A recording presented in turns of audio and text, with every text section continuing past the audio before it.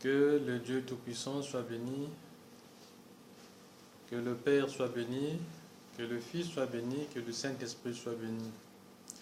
Ce témoignage est un fait vécu, est un fait réel, que j'ai vécu il y a quelques années et que j'avais gardé pour moi seul. Mais après, j'ai compris qu'il s'agit des choses de Dieu, qu'il faut les partager, qu'il faut faire connaître aux autres la vérité, le témoignage de ce qu'on a vécu avec le Créateur. Et tous ceux qui recherchent la vérité, tous ceux qui recherchent leur salut, tous ceux qui cherchent la face de Dieu, alors comprendront que Dieu c'est la vérité, Dieu c'est sa parole qu'il soutient, c'est ce qu'il nous a donné à travers les écrits prophétiques, les écrits bibliques. Alors, que se passe-t-il? Qu'est-ce qui se passe? Qu'est-ce qui arrive au moment de mourir? Alors, si l'homme dans ce monde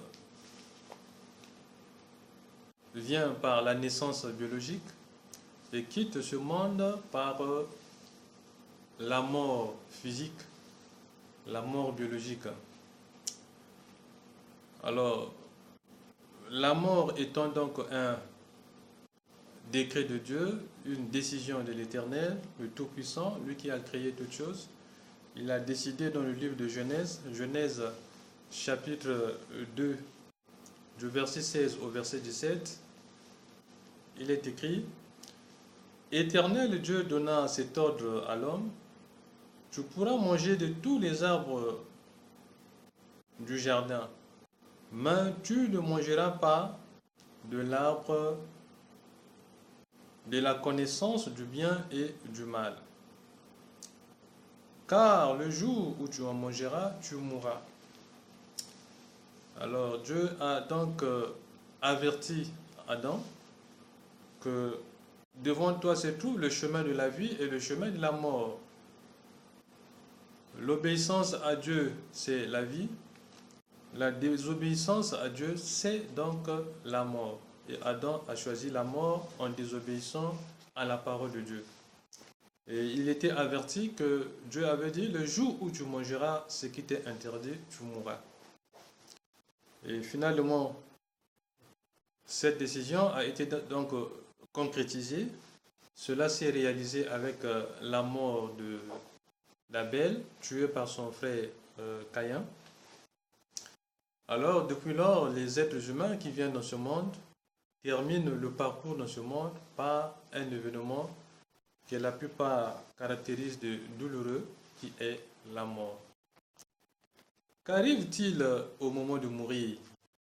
Que se passe-t-il pendant ce moment que beaucoup redoutent, puisque inconnu? Mais cela n'est pas inconnu pour ceux qui lisent la Bible, puisque la vérité et la grâce nous sont venues par le Seigneur Jésus-Christ, selon ce qui est écrit dans Jean 1, au verset 16. Depuis la venue du Créateur Jésus-Christ dans ce monde, il nous est donc accordé la grâce, il nous est donné la grâce de connaître, de comprendre. Connaître la vérité qui fait affranchir. Alors, cela, je l'ai vécu il y a quelques années. Et j'étais menacé de mort. Et c'était des morts non pas venant de la part de Dieu, mais des morts voulues par des ennemis, et ceux que nous appelons ici les sorciers, les gens des ténèbres, les gens du mal, et qui en voulaient à ma vie. Et voilà, je me trouvais donc incapable de bouger. J'étais donc alité et couché sur le dos. Je regardais droit au ciel et les gens étaient autour de moi attendant que je coupe, je ronde l'âme. Et je lisais cela, je regardais cela, mais j'étais aussi préoccupé par le chemin, là où ce qui allait se passer dans l'instant suivant. Et l'environnement ne, ne m'impressionnait plus beaucoup. Mais j'ai pu constater qu'autour de moi, déjà, là, il y avait les gens pensaient que ah, c'est fini, il n'y a plus d'espoir. Lui, vraiment, il est en train de mourir. Et c'est donc à ce moment-là que, regardant droit au-dessus de moi, j'ai vu à la hauteur d'environ 1,5 m, 2 mètres avant le niveau des plafonds, j'ai vu que mon corps qui était sur le lit, qui ne bougeait pas, qui ne bougeait plus. Et je regardais et je voyais au-dessus de moi, à cette altitude, un autre corps, une autre personne identique à moi, qui avait ma forme, ma face, mon regard, mon âge, et me fixait droit, avec un léger sourire. Alors je ne comprenais pas, puisque ces choses, je les avais jamais vécues avant et personne ne m'en avait parlé. C'était la première fois, la première expérience. Me disais, mais qu'est-ce que je suis en train de voir? Et nous sommes devenus deux. Et là-bas aussi, c'est moi. Mais c'est moi, mais je suis ici. Mais là-bas aussi, c'est moi. Alors, j'ai réalisé à cet instant-là que quelque chose se passait, se produisait. Que donc, finalement, je me trouvais sur le lit, mais qu'il était donc question que ma conscience, ma vie qui se trouvait dans ce corps qui ne bougeait plus, qui était sur place, devrait donc intégrer ce deuxième corps qui attendait au-dessus de moi. Alors, je n'ai pas compris ce qui s'est passé et je me suis finalement retrouvé dans cet autre corps qui était différent du corps dans lequel je me trouvais, dans le corps physique. Et je me suis mis à survoler aux alentours. J'ai regardé en bas et j'ai commencé à me déplacer à grande vitesse, sans que je puisse marcher. C'est comme si je planais. Et je me suis mis à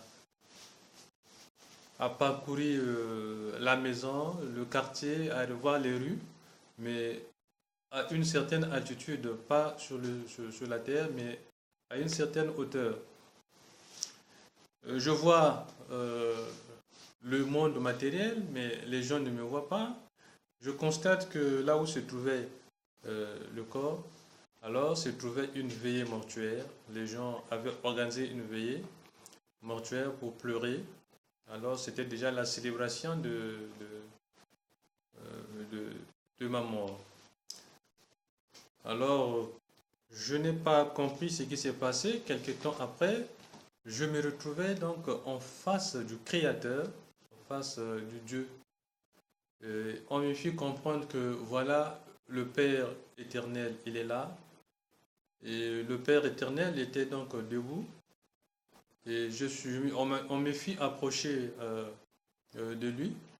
Et quand je suis arrivé devant lui, il a tendu les mains et il m'a soulevé. J'étais un jeune garçon, euh, un petit garçon en ce temps-là, d'environ 9 ans. Et il me soulève avec ses deux mains, comme un papa soulève son fils, son enfant. Et je ne sais pas s'il était en train de parler, de dire quelque chose, je n'ai pas compris, mais il m'a accueilli dans ses mains, il m'a soulevé. Et on me fit comprendre, je comprenais que c'était le Père, puisque le mot Dieu sortait, le Père. Et j'ai compris que j'étais devant lui, le Père, le Dieu Tout-Puissant, le Créateur. Alors, quelques temps après, le Père a ordonné donc que je regagne donc le corps physique. Et entre-temps, il y a eu des sessions la recherche des parents pour chercher de sauver leur enfant. Et là où ils m'avaient amené, ils étaient en train d'invoquer le nom du Seigneur Jésus-Christ. Au nom de Jésus, et j'ai pu constater cela. Et voilà, leur prière avait donc été exaucée et Dieu a ordonné que je regagne le corps physique. Alors cette expérience était unique. Je suis resté silencieux pendant très longtemps parce que je ne voyais pas autour de moi à qui dire cette expérience et raconter cela. Déjà avant cela, il y avait des phénomènes que je vivais, que je voyais, mais que je ne pouvais pas raconter tout le temps parce que j'étais seul à les voir et les autres ne voyaient pas cela. Alors j'ai gardé cela très longtemps jusqu'à d'autres rencontres, d'autres appels de Dieu et jusqu'au moment où j'ai commencé, où j'ai reçu encore un autre appel de Dieu et où il m'a envoyé accomplir sa volonté. En ce moment-là, commençant donc à accomplir ma mission, et j'ai commencé à regarder ces témoignages et je me suis dit que je ne pouvais pas les garder définitivement. Il faut que je puisse raconter cela à ceux qui ont soif de la vérité, à ceux qui cherchent la face de Dieu, ceux qui cherchent la vérité. Cela peut bénir ceux qui aiment Dieu, ceux qui recherchent la vérité. Cela peut amener que chacun se prépare parce que après cela, il faut se présenter devant le Créateur, le Dieu Tout-Puissant. C'est lui qui attend l'âme à la sortie de son corps physique, selon ce qui est écrit dans le livre, dans la Bible, dans les écrits de Paul. Il dit qu'il est réservé aux hommes de mourir une seule fois, après quoi vient le jugement. Alors donc voilà ce qui s'est passé, ce qui arrive donc au jour de la mort, au moment de mourir, la conscience qui est dans le corps et qui fait mouvoir le corps. Et au moment donc de la mort, la conscience, la vie quitte le corps pour rejoindre un autre corps qui lui est spirituel. Et dans ce nouveau corps spirituel, il y a d'autres fonctions, d'autres possibilités qui sont offertes à ce corps, à cette vie spirituelle. Et je réalisais que je pouvais me déplacer à une grande vitesse, aller d'un point à un autre par la volonté, et non pas en marchant avec mes pieds, mais en planant par exemple. Et c'est ce que j'ai constaté, j'ai réalisé. Alors donc, ce qui arrive au jour de la mort, c'est la séparation corps, âme et esprit. Le corps repart à la poussière, l'âme repart à Dieu, selon ce qui est écrit dans Ecclésiaste 12. Et selon les cas, l'âme peut soit aller au ciel, l'âme peut soit aller en enfer, selon ce que le Seigneur Jésus-Christ a révélé.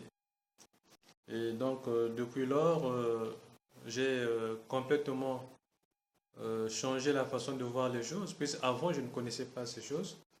Dans la suite, il fallait maintenant conformer sa vie par rapport à la vérité que je venais de découvrir à travers cette expérience. Et je rends grâce à Dieu qui avait ordonné que je revienne. Sinon, si je serais resté là-bas, je ne serais jamais revenu et ces témoignages ne seraient jamais amenés à être publiés. Donc tout ceci, c'est sa volonté. Qu'il soit donc loué, qu'il soit glorifié, qu'il soit béni, puisque c'était le Père en ce temps-là, le Dieu Père Tout-Puissant. Reconnaissance éternelle envers lui et que tout genou fléchisse devant lui. Sa parole est vérité. J'ai regardé dans les écrits. Cela aussi est écrit dans la Bible.